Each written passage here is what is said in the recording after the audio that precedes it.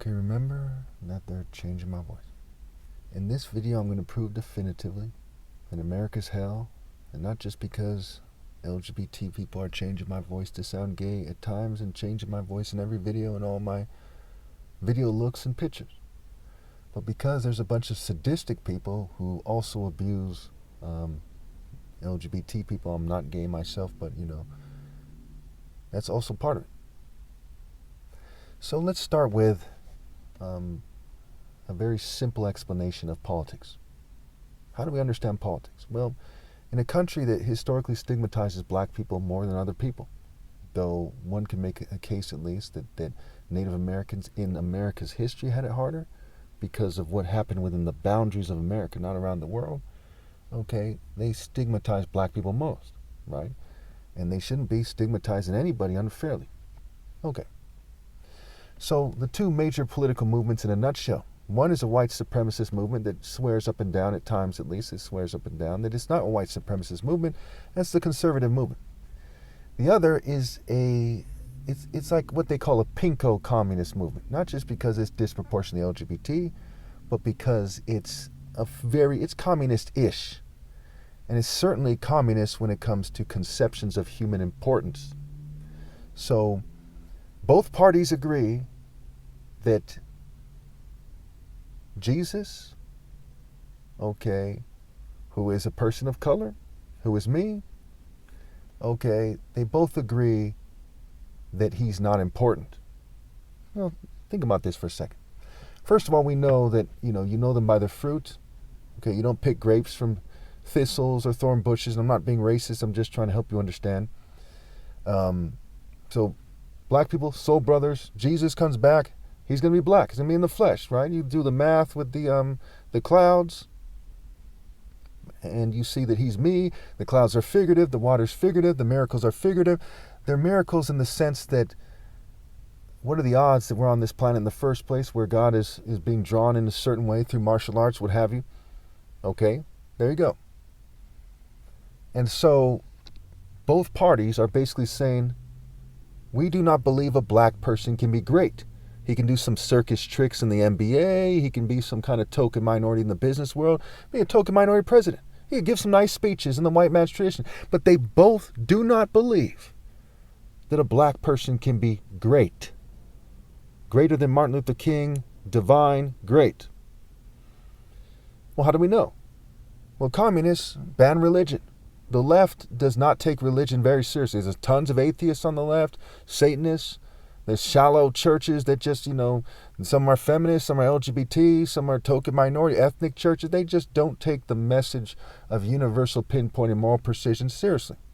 Right? The Bible says the spirit is everything, the flesh means nothing, but quite often they break down into ethnic groups. Right? Armenian churches, Ethiopian churches, this, that, the other thing, depicting Jesus in the image of their race and so on and so forth. It's very, very petty, very immature. Following the white man's footsteps, so to speak. And so, as we see that, it's like, man, what the fuck's everyone's fucking problem? So you're telling me that you don't care that I'm the top martial artist ever possible. You don't care about mind, body, soul, and spirit. You don't care that even artificial intelligence, when you Google it, agrees that martial arts makes people smarter. Okay, and only a dumbass would think it's just, in a kind of secular way. If you do martial arts with focus, moral intensity, and the divine order, you're becoming something greater than someone else. Let me give you an example. Right now, I just saw an attractive female. She's like an islander or something. She's jogging. She's wearing, nice tight outfit, da-da-da-da-da. Okay.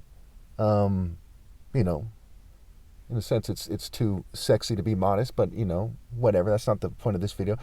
And if she works out every day, she will be in better shape than she would be if she didn't work out every day. If she was the only person on the fucking planet jogging every day, okay, it's safe to say she would be in better jogging shape for jogging. Okay, not necessarily faster, but better jogging shape than everyone else on the planet. And so it is with righteousness. I'm the only person on the planet drawing in righteousness and conveying it without cheating anybody else, which is the only way it can be done. Other people are cheating me out of my right to lead because I'm the top martial artist ever possible. David versus Goliath. 2 Samuel 5. The reason why kings wear a sword. Psalm 89.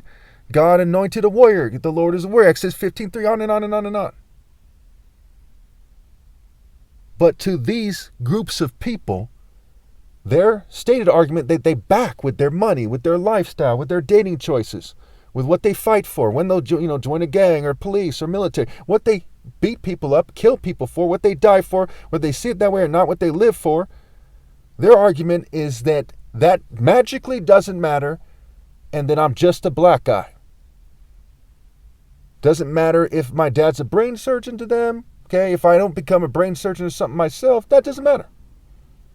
Doesn't matter that both my parents are doctors.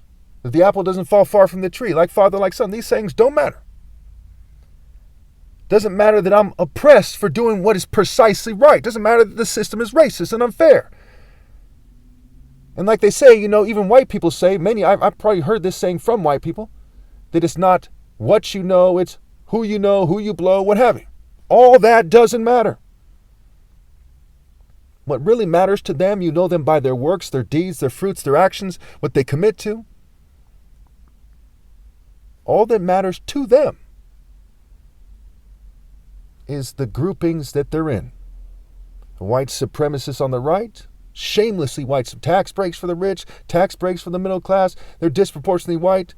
Okay, white supremacists openly backing them January 6th, okay? Countless hate groups voting right wing, saying we got to keep it this way. Countless racists in the South. I mean, if you don't know the Republican Party is fueled by white racism, what the fuck do you know?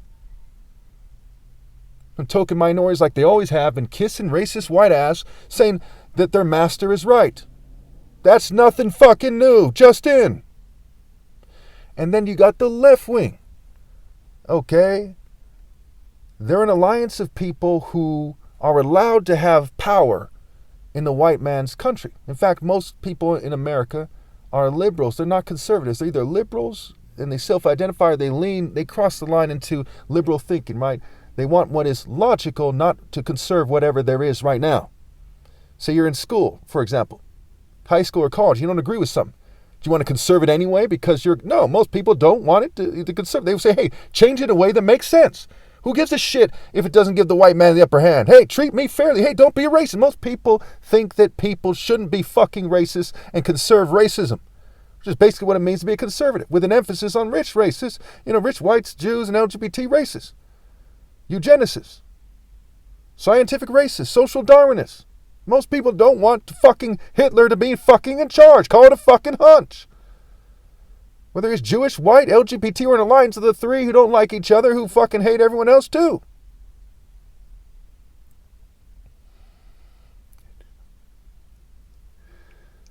Don't you people understand that I am fucking shunned? Because there's bitch-ass motherfuckers who do not believe that you should rally to the most righteous person that ever lived. And everyone either is a Freddy Krueger-ass bitch or an Eeyore. Just gonna do what they say, I'm sorry. Or maybe they're a golden boy version of Eeyore. Because Captain America in real life is somebody's bitch. Right? He's like, yeah, I think he's right, but I don't want to take him on. But I'm going to try to stay positive. I'm going to stay positive Captain America fairy, and I'm going to be controlled opposition. Now, I'm not completely trying to insult people here. I want people to understand their mistake. Because people keep selling it to them like it's fucking sweet. You can be Oscar De La Hoya. You can be General Petraeus, when he was a general. Be a golden boy in propaganda. Hey guys, I'm a propaganda bitch. Okay, and that's not good. Now I know some people, they kind of naturally seem like that. It's hard to say how much they're naturally like that. I'm not trying to, bash any trait that someone can't, unfairly bash any trait that someone can't change. But you got to see the problem. The problem is people aren't sincere. The reason why Captain America is a fake-ass bitch in the movie is because it's propaganda, because he's actually not sincere, because it's not reality, because it's a made-up, mythology. It's a cartoon-based movie. It's a comic book-based movie. It's bullshit. And he's acting. And the reason why people seem like that to a large degree, they're acting.